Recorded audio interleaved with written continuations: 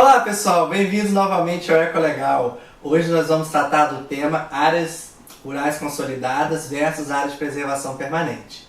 Eu já peço desde já que você se inscreva no canal, ative o sininho, compartilhe o vídeo, dê o like e coloque aqui embaixo os comentários e as críticas de vocês para, como eu sempre digo, nós direcionarmos os próximos vídeos. Vamos lá?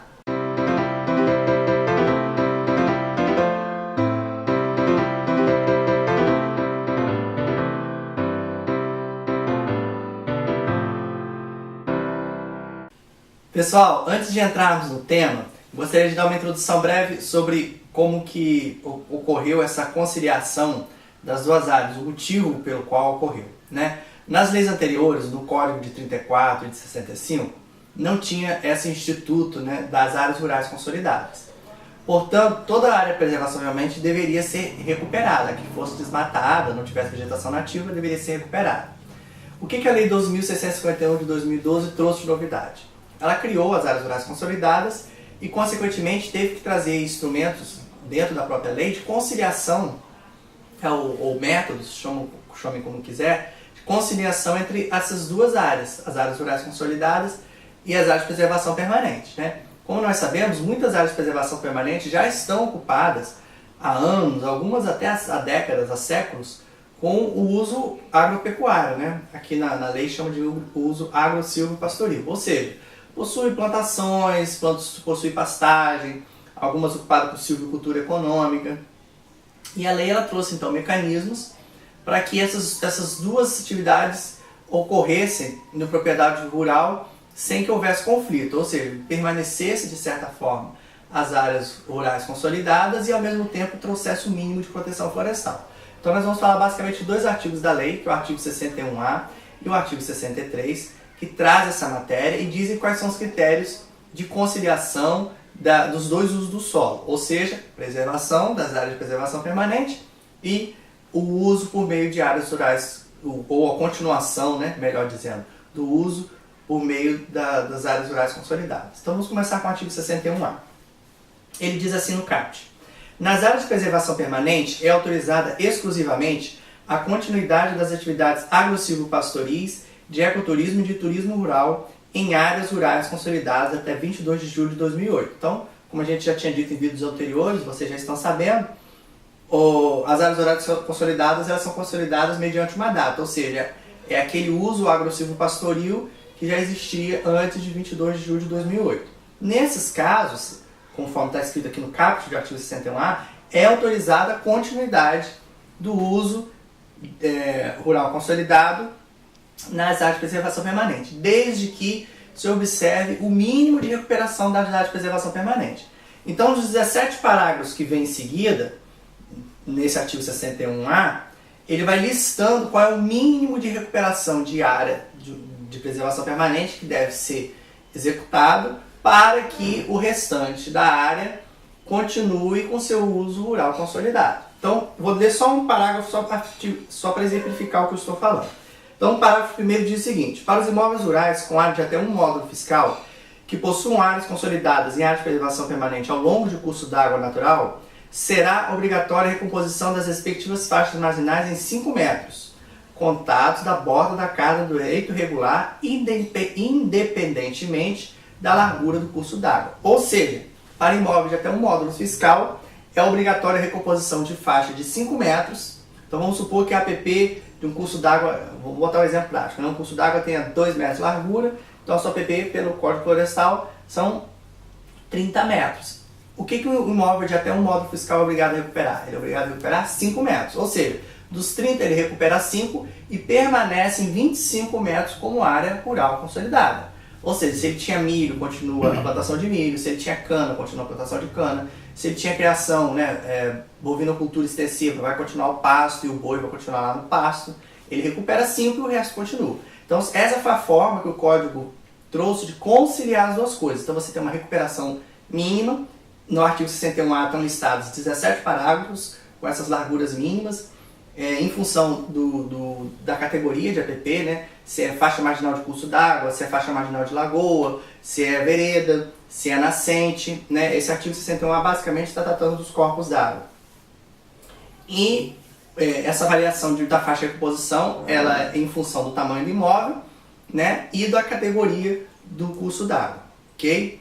Então eu não vou ler tudo, vocês podem ler depois, todos os outros parágrafos eles vão listando. Então, imóveis de 1 a 2 módulos fiscais, ao longo de curso d'água, é obrigatório uma recuperação de uma faixa de 8 metros, e por aí vai. Aí em Lagoas também vai ter avaliação em função do tamanho do imóvel rural, veredas, e por aí vai, nascentes, ok? Então essa foi a forma que o código tem de conciliar esses dois institutos, né? A área de preservação permanente com o uso rural consolidado.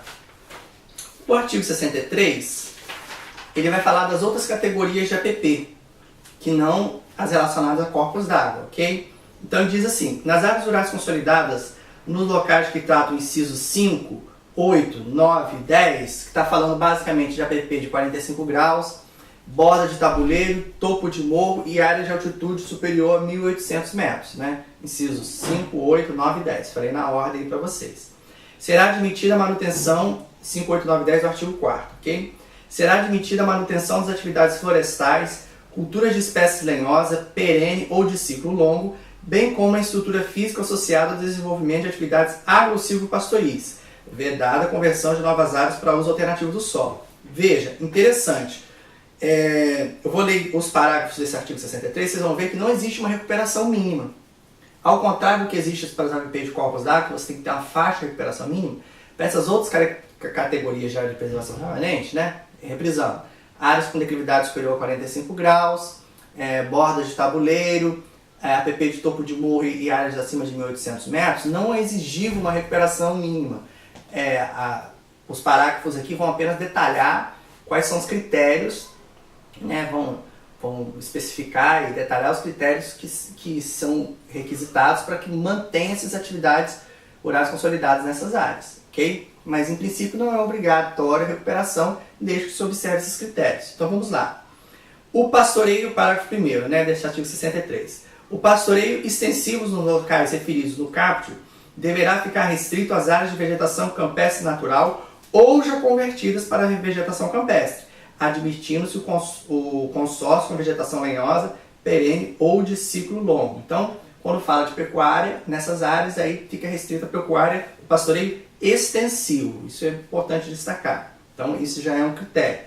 Parágrafo 2º. A manutenção de culturas e de infraestruturas de que trata o caput é condicionada à adoção de práticas conservacionistas do solo e da água, indicado pelos órgãos de assistência técnica rural. Ou seja, é permitida a continuidade de atividades agro-silvopastoris nessas áreas? Sim, desde que observe práticas conservacionistas, ou seja, não pode ser um uso que venha a causar degradação dessas áreas, ok? E parágrafo 3º, admite-se nas áreas de preservação permanente, previstas no inciso 8 do artigo 4º, ou seja, está falando aqui de bordas de tabuleiro, ok? Dos imóveis rurais com até 4 módulos fiscais, no âmbito do PRA, a partir de boas práticas agronômicas de conservação do solo, mediante deliberação dos Conselhos Estaduais de Meio Ambiente ou órgãos colegiados estaduais equivalentes. A consolidação de outras atividades agro-silvopastoris, ressalvada a situação de risco de vida, ok? Então, no caput, no parágrafo anterior, estava falando então de espécies lenhosas, perenes ou de ciclo longo, estruturas associadas a ela, e falou então também das áreas de pastoreio extensivo, certo? O parágrafo 3º ele abre um pouco mais para as bordas de tabuleiro, possibilidade de outros usos agro-silvopastoris, de imóveis de até 4 módulos fiscais, desde que se observe as normas editadas, por exemplo, pelos Conselhos Estaduais de Meio Ambiente, né? Então, abre um pouquinho mais a possibilidade de uso das bordas de tabuleiros, observando-se, então, especificidades que são normatizadas pelos Conselhos Estaduais de Meio Ambiente.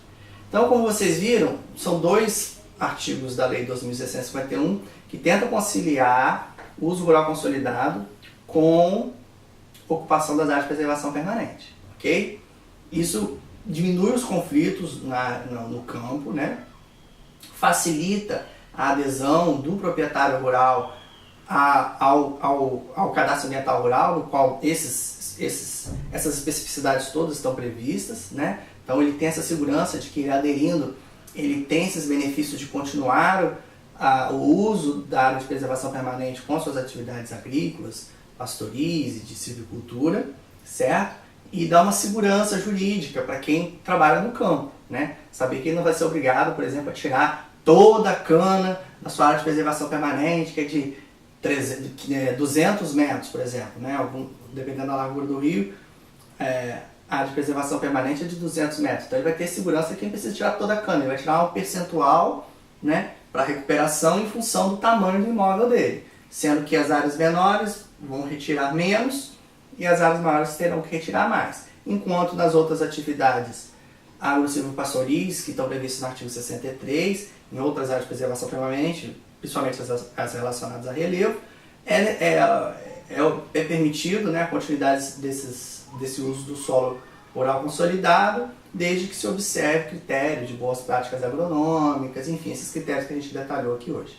Ok? Então, proprietário rural, fique tranquilo, consultor que trabalha com o tema, fique tranquilo, existe possibilidade de conciliação desses dois institutos, desde que se observe os parâmetros da lei. E aí é importante que se faça adesão, que o cadastro, faça o cadastro ambiental rural do imóvel rural e adesão ao PRA, para que isso tudo fique amarrado e o proprietário tenha segurança jurídica de continuar trabalhando com o tema. Espero que vocês tenham gostado, espero vocês no próximo vídeo. Até lá!